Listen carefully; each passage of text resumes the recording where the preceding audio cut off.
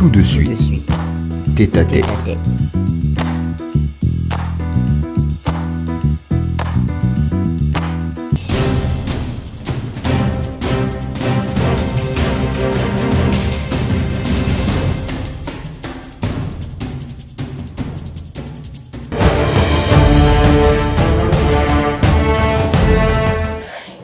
Bonsoir à tous et bienvenue dans votre Web TV Alpha Télévision. Vous êtes bien sûr là dans le cadre de votre émission Tête à Tête dans cette fièvre électorale. Aujourd'hui, nous allons recevoir un candidat, pas de moindre. Il s'agit bien évidemment de Jean-Rémy Yaman, président du PNTP. Avec qui nous allons parler de son nouveau parti politique, de sa candidature et de sa vision pour le Gabon.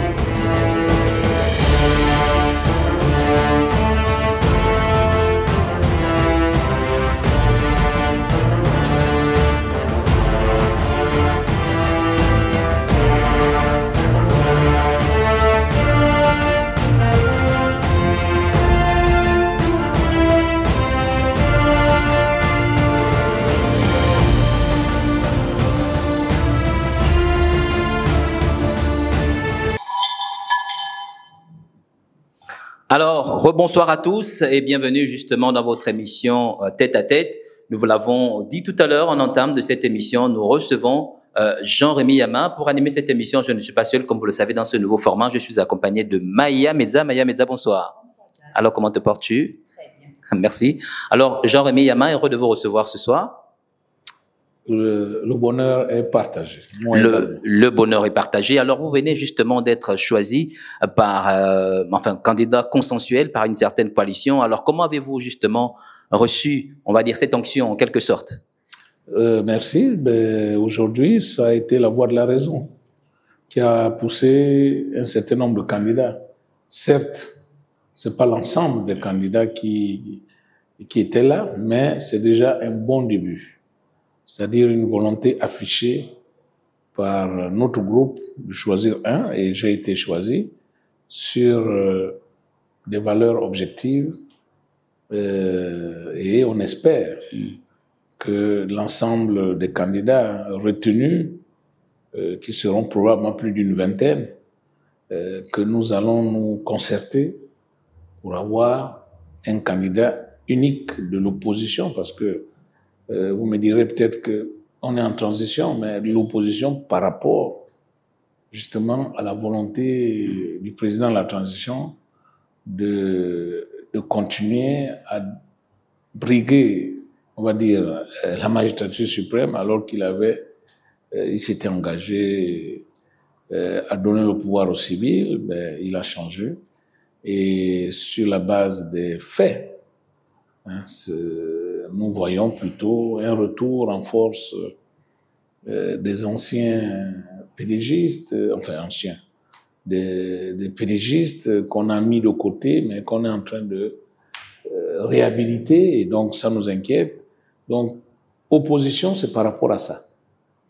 Voilà pourquoi tous ceux qui s'opposent à la candidature d'Oligui, il faut qu'ils s'unissent, parce qu'ils disposent des moyens suffisants, des ressources de l'État qui font que il part favori. Mais si nous sommes unis, comme en 2016, comme en 2023, notre victoire, elle est assurée. Alors, Monsieur Jean-Rémy Yaman, est-ce là qui fait finalement la raison de votre choix de basculer, on va dire, dans le terrain politique, alors qu'on vous a toujours connu en tant que leader syndicaliste? Oui, le syndicat, je l'ai fait presque pendant 30 ans, on va dire, hein. Mais la frontière est mince, parce que quand on fait le syndicalisme, c'est une qualité qui n'est pas donnée à tous les autres hommes ou femmes, toutes les autres femmes, parce que ça veut dire qu'on veut être au service des autres.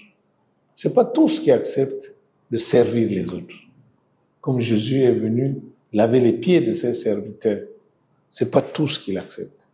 Et donc, c'est fort de cette expérience et devant l'impuissance aussi, hein, de faire bouger les lignes, parce que j'aime toujours prendre cet exemple que un pays repose sur 3 piliers, qui sont les piliers politiques, les piliers économiques et les piliers sociaux. Le pilier politique, c'est le président, c'est le responsable exécutif. Le pilier économique, c'est le patronat. Et le pilier social, ce sont les syndicats. On pensait qu'on pouvait faire bouger les lignes, chacun en restant dans son couloir. Malheureusement, le politique a failli. Et c'est la raison pour laquelle, au lieu de servir, au lieu de défendre seulement les intérêts des travailleurs, j'ai décidé de défendre maintenant les intérêts des Gabonais, de tous les Gabonais. Et j'espère que, fort de cette expérience, les Gabonais me feront confiance pour dire c'est l'homme qu'il faut. Le Gabon a besoin d'un homme propre pour un Gabon propre. Et ça, je peux me vanter. C'est-à-dire que les autres sont sales, monsieur Jean-Rémy Ama? Non, pas sale. C'est pas une question de sale, mais regardez l'histoire. En quoi il est propre? Très concrètement. Mais propre, c'est parce que je ne traîne pas de casserole. Je n'ai jamais détourné de l'argent. Je suis intègre. J'ai résisté au pouvoir de Bongo, qui ne m'a jamais corrompu.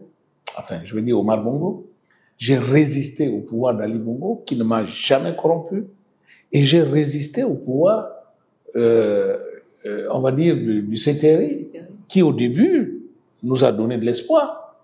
Et vers la fin, sauf pour les aveugles, mais vers la fin, on constate qu'il y a des dérives qui nous indiquent clairement qu'en réalité, le 30 août, c'était tout simplement la mise à jour d'un système, comme on met à jour nos ordinateurs, nos téléphones.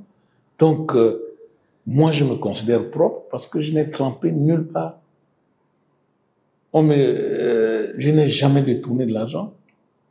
Vous voyez le paradoxe dans les réseaux sociaux de ceux qui m'attaquent. Il y en a qui disent, Monsieur Yama, vous n'avez pas de maison, vous êtes locataire, donc vous ne pouvez pas nous conduire quelque part. Il y en a qui ont dit ça. Il y a d'autres qui disent, Monsieur Yama, vous avez détourné des milliards. Avec l'affaire SCI Serpentin. Mais vous voyez qu'il y a la contradiction. Je ne peux pas être milliardaire et ne pas avoir de logement. Sauf si j'ai fait un bûcher pour brûler ces milliards. En réalité, c'est quoi? C'est que les gens n'osent pas dire. C'est que je suis l'un des rares Gabonais qui a géré de l'argent, des milliards. Parce que, oui, j'ai géré 3 projets. J'ai géré le premier projet à l'époque d'Omar Bongo, un enseignant, un ordinateur. J'ai géré le deuxième projet, toujours avec Omar Bongo, les équipements des laboratoires, des universités et grandes écoles. Tous ces projets se chiffraient en milliards. J'ai géré la SCI Serpentin. Mais j'ai été contrôlé par la Cour des comptes en 2015. Et lorsque les magistrats, certes pas tous, mais il y a un qui osait dire, on n'a jamais vu un Gabonais gérer des milliards sans mettre de côté. Monsieur Yama, quel que soit l'endroit où vous avez caché l'argent, on trouvera. Ça, je vous dis, c'est un magistrat qui le dit. Et je lui ai répondu, j'ai dit, vous ne pouvez pas trouver ce qui n'existe pas. Posez la question au président de la Cour des comptes. Qu'est-ce que le rapport a donné? Le rapport a dit, je n'ai jamais détourné l'argent.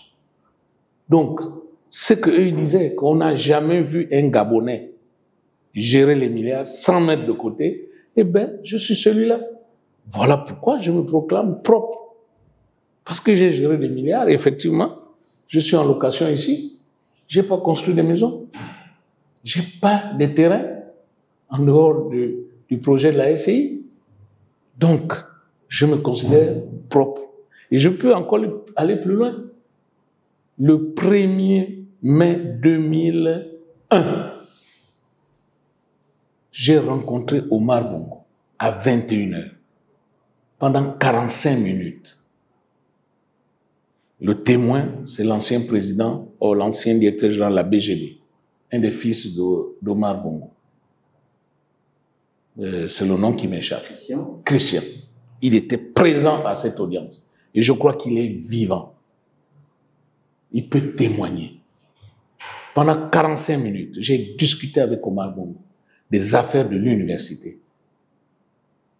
Et 3 fois, le président me pose la question, est-ce que c'est fini? Est-ce que c'est tout? J'ai dit, c'est tout, monsieur le président. Vous n'avez besoin de rien d'autre, c'est tout? J'ai dit, c'est tout, monsieur le président. 3 fois. Après, j'ai dit au revoir au président, je me lève et je sors. Mais pourtant, je n'avais ni voiture, ni maison. Et le retour que j'ai, là, il n'y a que eux qui peuvent témoigner. Le président était choqué. Que c'est la première fois qu'il voyait un Gabonais qui discute avec lui en tête à tête pendant 45 minutes. Ah, bien, tête à tête, bien sûr. Et qui ne pose aucun problème personnel. Et ça, le président l'aurait dit, je n'ai jamais vu ça. Parce que dès qu'un Gabonais avait la possibilité de me rencontrer pendant 5 minutes, la première chose qu'il pose comme problème, ce sont ses problèmes sociaux. Alors donc, c'est pour toutes ces raisons que moi, je me considère propre. Et je défie quiconque de me prouver le contraire. Donc, le Gabon a besoin d'un homme propre pour que le Gabon soit propre. Alors aujourd'hui, peut-on dire que le président Jean-Rémy Yama fait toujours partie de Dynamique Unitaire? Dynamique Unitaire est une confédération syndicale. Normalement, on ne s'affilie pas, on ne reste pas affilié à Dynamique Unitaire en tant que personne physique. Je suis enseignant-chercheur. Ma fiche d'adhésion, c'est au SNEC. Donc, je reste toujours syndicaliste. Parce que c'est pas parce que je suis un homme politique que je ne peux plus adhérer à un syndicat. Je reste toujours syndicaliste. Et le SNEC étant affilié à Dynamique Unitaire, à travers le SNEC, oui, je suis toujours membre de Dynamique Unitaire. Alors, nous avons constaté que depuis Dynamique Unitaire, votre combat est plus focus sur les conditions des travailleurs. Et votre parti aujourd'hui porte le nom de PNTP, toujours lié au combat des travailleurs. C'est quoi votre réel combat? Bon, en réalité, le T là, c'est pas travailleur, c'est travail. Oui, parce que c'est le parti national pour le travail et le progrès. Parce qu'il faut mettre le travail devant. Et ça concerne tout le monde. C'est-à-dire que celui qui est chef d'entreprise, il travaille. Celui qui vend, qui est au marché, il travaille. Celui qui est dans une administration, il travaille. Donc, c'est le parti de tous les Gabonais. Mais c'est pour indiquer que, en fait, l'élément principal que nous allons mettre en avant, c'est le travail. Il faut que tous les Gabonais travaillent, quelle que soit leur branche. Soit ils sont à leur propre compte, soit ils sont dans les administrations, soit ils sont dans le privé, peu importe. Les Gabonais, nous, on a la possibilité de faire en sorte que tous les Gabonais travaillent. Donc c'est ça maintenant notre objectif. Pour restaurer notre dignité, vraiment, les Gabonais doivent travailler et c'est possible et nous le ferons. C'est-à-dire chômage zéro, c'est possible. Ça, je vous le dis, c'est pas un slogan en l'air. L'école cadeau, c'est possible. L'hôpital cadeau, c'est possible. C'est la mauvaise foi. Et je terminerai par là en disant, enfin par rapport à votre question, que le Gabon, je l'assimile à un fleuve, comme le Goué, où chacun a construit des digues pour faire la rétention d'eau, pour sa famille, pour ses enfants, pour, voilà. Chacun a construit des digues. Ceux qui sont en aval n'ont plus l'eau. Ils ont soif. Ils n'ont qu'un verre dans la journée. Ils n'ont qu'une bouteille dans la journée. Et lorsque quelqu'un s'élève pour chercher à détruire ces digues, pas pour priver les autres, non, mais pour que tout le monde ait accès à l'eau, dans les quantités que chacun voudra, eh bien, vous savez, la meilleure, c'est quoi? Ceux qui consolident ces digues-là, c'est nous-mêmes, nous qui souffrons, nous qui avons peu d'eau. C'est nous qui brouillons encore le message du bienfaiteur. Tôt ou tard, on aura un bienfaiteur. Tôt ou tard, le Gabon sera réellement libre. Mais avec qui? Est-ce que Dieu va sonner une trompette pour vous dire, c'est celui-là? Non. Il faut faire confiance. Il faut avoir confiance, il faut avoir la foi pour dire, ça peut être avec lui. C'est pas parce que ça n'a pas marché avec le précédent. Parce que la corruption, oui, elle existe. Il y a des gens qui se sont levés. Mais après, on les a corrompus. On dit, non, viens construire aussi ta digue. Laisse tomber les Gabonais. Ils n'en valent pas la peine. Ça ne sert à rien de se battre pour eux. Ils sont versatiles. Ils te jettent la pierre aujourd'hui, ou ils t'applaudissent aujourd'hui, demain ils te jettent la pierre. C'est mes propres collègues qui ont manigancé avec le pouvoir pour des fausses accusations pour que les gens aillent en prison. C'est pas des gens sortis d'ailleurs. Publicité. Publicité.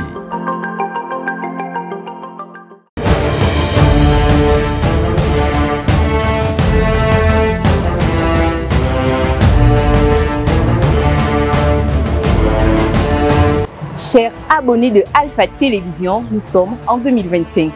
Oui, 2025 est une année qui s'annonce belle pour notre pays, le Gabon. Vous êtes nombreux à nous faire confiance et chaque semaine, vous êtes connectés à nos différents programmes Tête à Tête, Femmes et Action, Le Citoyen et bientôt un nouveau programme, rien que pour le plaisir de vos yeux, Osez Entreprendre. Osez Entreprendre, une émission dédiée aux entrepreneurs et des personnes qui relèvent des défis au quotidien. 2025, c'est aussi une année électorale pour le Gabon. C'est ainsi qu'Alpha Télévision a revu pour vous le format de l'émission Tête à Tête. Vous êtes candidat à la présidentielle, aux législatives et aux locales. Tête à Tête est votre espace d'expression. Nous avons reçu des personnalités telles que Albert Ondossa. Quel type de relations, sinon quelles sont les relations que vous entretenez avec vos amis de la plateforme aujourd'hui? Geoffroy Fumboula. Pour être candidat, il faut être âgé au moins de 35 ans. Pépési Ogoulibiédé. Nous lui accordons le bénéfice du doute parce que nous avons déjà vu les prémices au moins de cette volonté. Justine Lekogo. Monsieur Ricola, c'est un citoyen. Il est parti membre du COPIL citoyen. Jean-Rémy Yama. Nous ne sommes pas parfaits. Moi, je ne souhaiterais pas qu'on me donne tous les pouvoirs. Moi, Raoul Ovono. Mais je vous ai dit la différence entre le président de la transition et les autres hommes politiques se fait sur le pragmatisme. Et pourquoi pas vous? Pour tout contact, appelez au 077 46 02 43. Alpha Télévision, c'est l'excellence de la simplicité.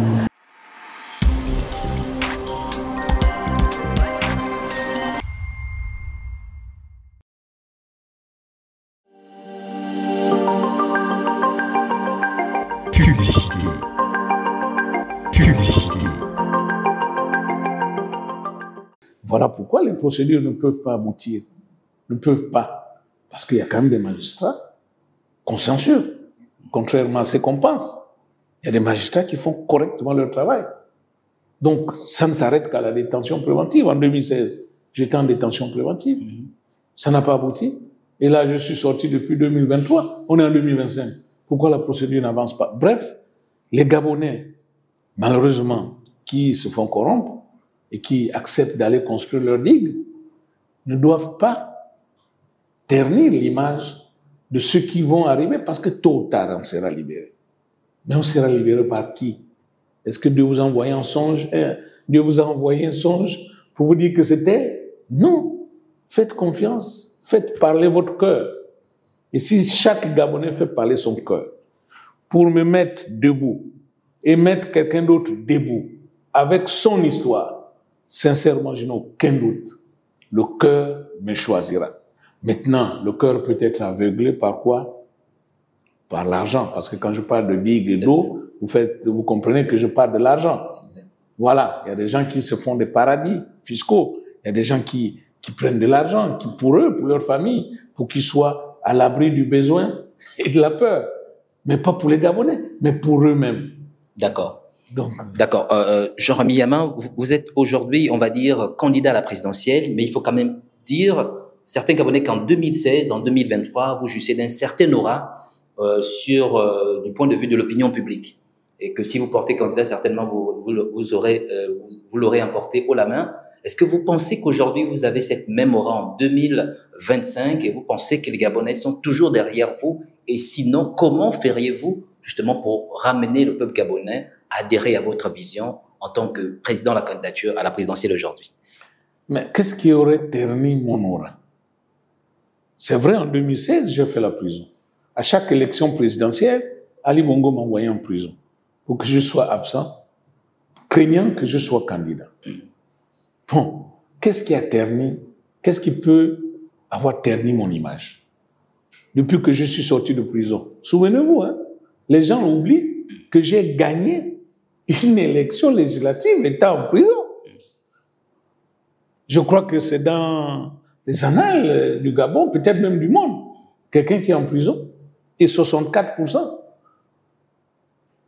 Logiquement, et j'ai le PV du président de la commission départementale. Même s'il m'a déclaré là-bas 54%, ils m'ont pris 10 points de...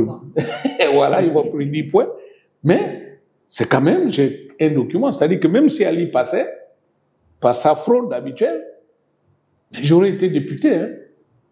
Je serais sorti de la prison, bénéficiant de l'immunité parlementaire. Puisque le président de la commission départementale a signé le PV, me déclarant vainqueur. Sauf si quelqu'un venait contester ça à la Cour constitutionnelle, mais je ne pense pas, surtout que j'ai gagné dans tous les bureaux de vote. C'est du côté de Kulamotu, la Du côté du 4e siège de Mulundu à la Souris. D'accord. Alors donc, j'ai été nommé sénateur, mais dans quelles conditions aussi? Souvenez-vous, la liste officielle des parlementaires, elle sort le 7 octobre 1964, là c'est ma date de naissance, le 7 octobre 2023. Mais regardez, mon nom ne figure pas. Ça, c'est beaucoup de vos collègues qui ont quand même bataillé pour vous. Non, j'ai pas été. Le CTRI n'a pas jugé utile de me nommer sénateur, je suppose. En tout cas, ou alors, il y a des gens qui ont enlevé mon nom. Eux-mêmes, ils savent. Mais quand la liste sort, des 70 sénateurs et des 100 et quelques députés, je ne suis ni député, ni sénateur. Mais ce sont les Gabonais qui s'élèvent. C'est les réseaux sociaux qui s'enflamment pour dire, mais enfin, quelqu'un qui a gagné l'élection législative est en prison et vous faites la liste des parlementaires, il n'est ni au Sénat, ni à l'Assemblée. Il y a un problème. Okay. Et le CTRI corrige pour me nommer sénateur. Le lendemain, j'ai été nommé sénateur après les autres. Donc le dimanche 8 octobre. Mais, pour vous montrer que je suis resté le même, quand on fait la Constitution, j'ai conduit la campagne du non. Tout à fait, nous en parlons. Voilà, donc de mon point de vue, d'accord, j'ai pas failli, je suis resté le même, et donc je ne vois pas pourquoi les Gabonais qui auraient pu me faire confiance en 2016 ou en 2023 ne me feraient pas confiance en 2025. Alors, il faut dire que vous avez conduit justement la campagne du non-référendum du 16 novembre dernier. Aujourd'hui, vous êtes candidat face à celui qui vous a fait sortir de prison, le général Brice Clotaire Oligui Nguema. Pourquoi vous êtes en déphasage avec ce dernier, surtout que lors de la sortie officielle, votre parti, vous avez fait savoir que vous soutenez le CTRI. Les Gabonais, quels Gabonais ne vous comprennent pas? Il y a une sorte de confusion. Mais c'est parce qu'on ne lit pas tout. J'ai dit, lors de la sortie du parti, que je soutenais le CTRI dans le respect des engagements pris. Et c'était quoi ces engagements? C'est ça. C'est un peu d'éclairer la lanterne des Gabonais. Mais les engagements pris, parce que le 4 septembre, la parole du président, c'était la parole de Dieu. Quand il annonce qu'il fera la transition et qu'à la fin, il donnera le pouvoir. C'est-à-dire, lui, en tant que militaire, le CTRI en tant que militaire, il donnait la parole, le pouvoir aux civils. Mais enfin, c'est un engagement, c'est une parole. Lors de la prestation de serment, un moment solennel. Et donc, quelles que soient les erreurs de parcours du CTRI, comment on dit ça, les erreurs de casting, tout et tout, moi, j'ai toujours dit, on va soutenir le CTRI jusqu'à la fin du processus. Parce que si vous ne soutenez pas jusqu'à la fin, vous compromettez la remise du pouvoir aux civils. Puisque c'est ça la fin du processus. Remettre le pouvoir aux civils. Donc, je suis resté dans la posture de soutenir le CTRI jusqu'à la fin. Mais dans le respect des engagements pris. Mais certains signaux ont montré que le président de la transition n'avait plus l'intention de respecter ses engagements. Et c'est à partir de là que j'ai commencé à prendre de la distance. Et c'est vrai qu'il m'a sorti de prison. Il fallait bien que quelqu'un me sorte de prison. Ça a été lui. Parce que vous avez été emprisonné d'une certaine manière. Mais voilà, j'ai été emprisonné illégalement. Il fallait que quelqu'un me sorte de prison et c'est lui. Et je lui suis reconnaissant. Mais c'est une reconnaissance normale. Pas une liaison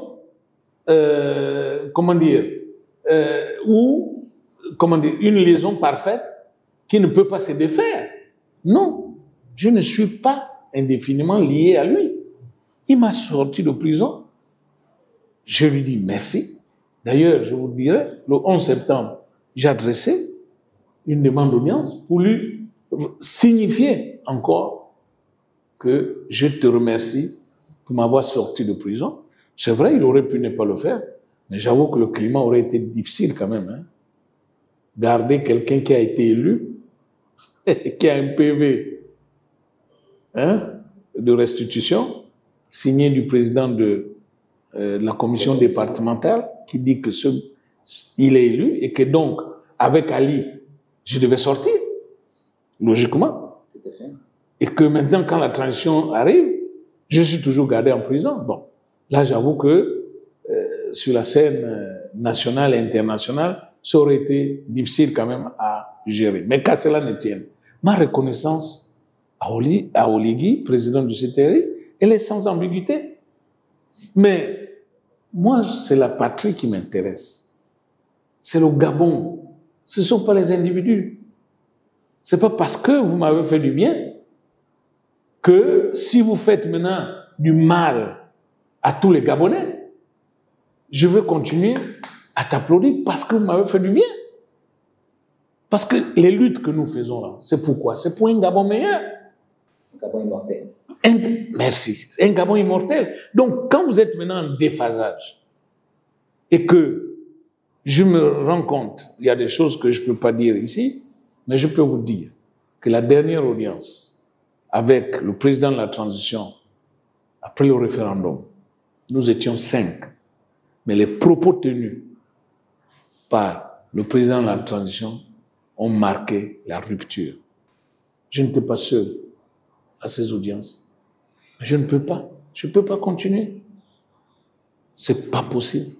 Donc, de mon point de vue, ça marque la rupture. Et mon combat continue.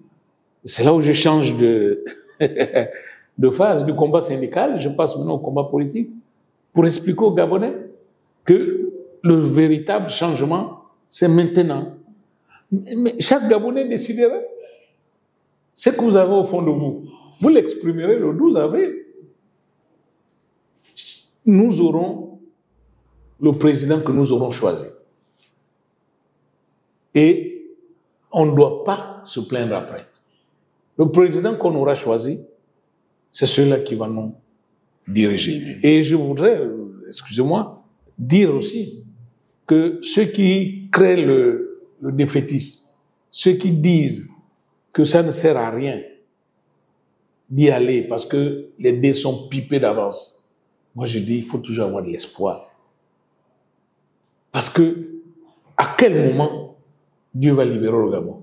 Si on fait toujours ce raisonnement, que les dés sont pipés, à quel moment Dieu nous dira que les dés ne sont plus pipés? Allez-y. Dites-moi à quel moment. Mais nous devons avoir l'espoir, nous devons avoir la foi qu'un jour Dieu nous aidera. le jour que Dieu voudra. Ça peut échouer aujourd'hui, ça peut échouer le 12 avril, comme ça peut marcher plus tard. Mais ne soyons pas défaitistes, parce que c'est l'abstention qui nous tue. Lors du référendum, c'est l'abstention qui a gagné. Pourquoi? Parce que les gens sont découragés. Et quand je dis que les digues, c'est nous-mêmes qui maintenons ces digues-là, mais en faisant quoi? En véhiculant un message de confusion, d'abord, et de découragement. C'est ce message de confusion qui va brouiller mon image, c'est-à-dire l'image propre que je défends. Eh bien, les réseaux sociaux vont balancer des choses pour brouiller cette image. Et ensuite, les réseaux sociaux aussi vont balancer les images de la confusion, du découragement, pour dire ça ne sert à rien d'y aller. Parce que quand on n'y va pas, c'est les propriétaires des digues qui gagnent. Parce qu'ils ont leur électorat. Notre électorat, il faut le mobiliser.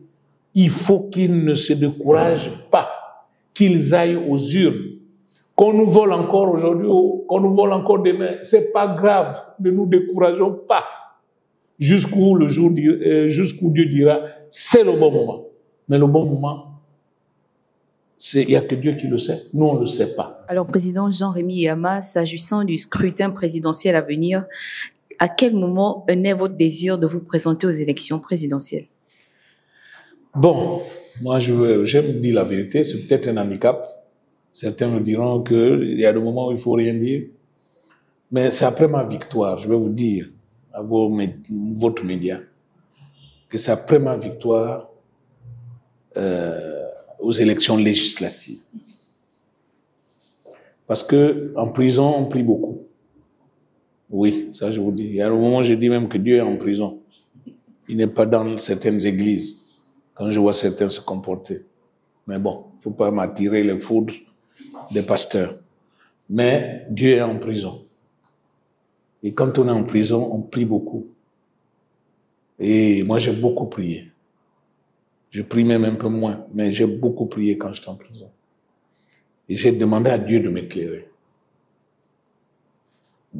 Et pour moi, le résultat aux législatives, c'est l'accord en tant que chrétien. Dieu m'a donné son accord pour faire la politique. Et donc, quand je sors de prison, je sais déjà que je vais faire la politique. Mais il y avait deux possibilités.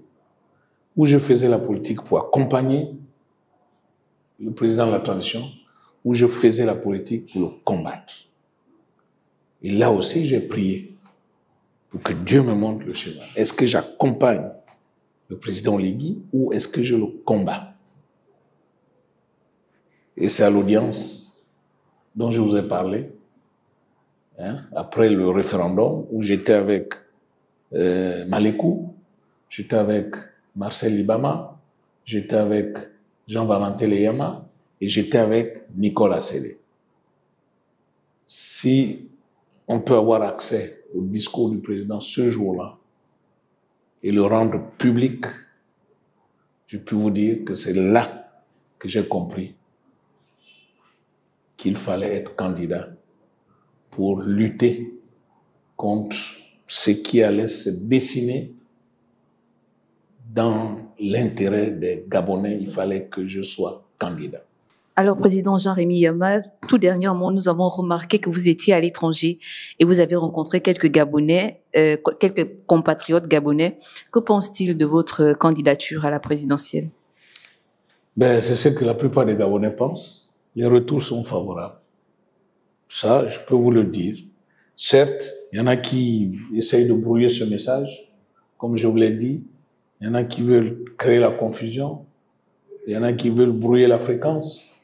Mais les retours sont favorables. Ça, c'est pas pour me vanter. Sincèrement, si on regarde le passé de chacun, la combativité, l'amour que les uns et les autres ont donné pour le pays. Moi, mes prisons, je les ai fait pourquoi? Pour l'amour du pays. Est-ce que je suis allé voler? Je suis allé casser une banque ou... Non. D'accord, Président. Nous parlons maintenant des législatives et des locales. Le parti PNTP serait dans la course ou bien c'est juste la présidentielle pour le moment? Non, on ne peut pas créer un parti pour s'arrêter seulement à une échéance. C'est un parti politique. On prendra part à toutes les échéances politiques. D'accord. Ça, c'est sûr. OK. Alors, le renouvellement de la classe politique, président Jean-Rémy Yama, est pour ou contre? C'est-à-dire le renouvellement de la classe des... Non, mais il faut renouveler la classe politique. Tout doit se renouveler. Quand ça stagne, c'est pas bon. Les eaux qui stagnent, hein, ça crée quoi? Des larves, ça crée quoi? Des moustiques, ça crée... Hein? Donc, tout doit s'écouler. Voilà pourquoi j'aime prendre l'exemple de l'écoulement. Hein? Voilà. Président, nous arrivons au terme de cet échange, de cette émission. Vous avez certainement un message adressé aux Gabonais qui certainement voudraient vous plébisciter aux fonctions suprêmes devant les caméras. Oui, merci. Je pense que on aura l'occasion de faire d'autres messages, mais pour l'instant, je voudrais tout simplement inviter tous les Gabonais vraiment inscrits sur la liste électorale le 12 avril d'aller voter. Alors, c'est ici que prend fin ce tête-à-tête nouveau format. Merci de votre fidélité et à très bientôt pour un nouveau numéro de tête-à-tête. Publicité.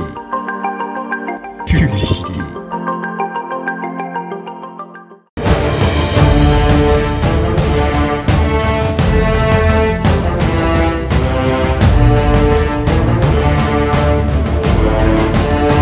Chers abonnés de Alpha Télévision, nous sommes en 2025.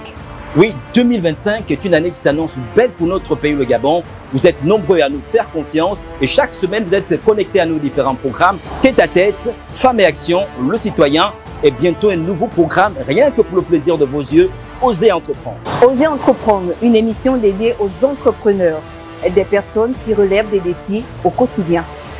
2025, c'est aussi une année électorale pour le Gabon.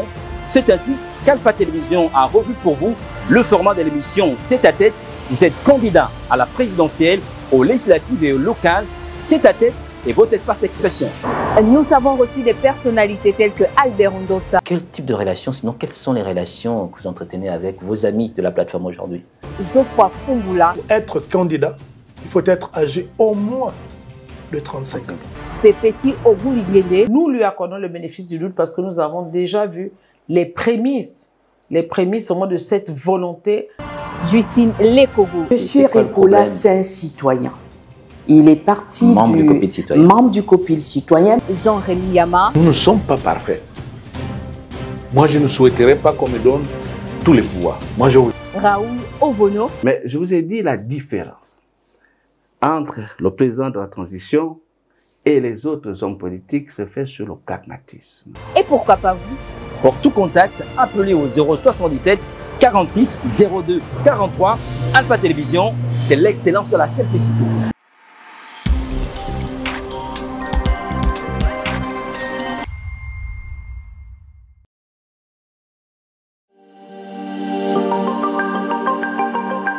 Publicité. Publicité.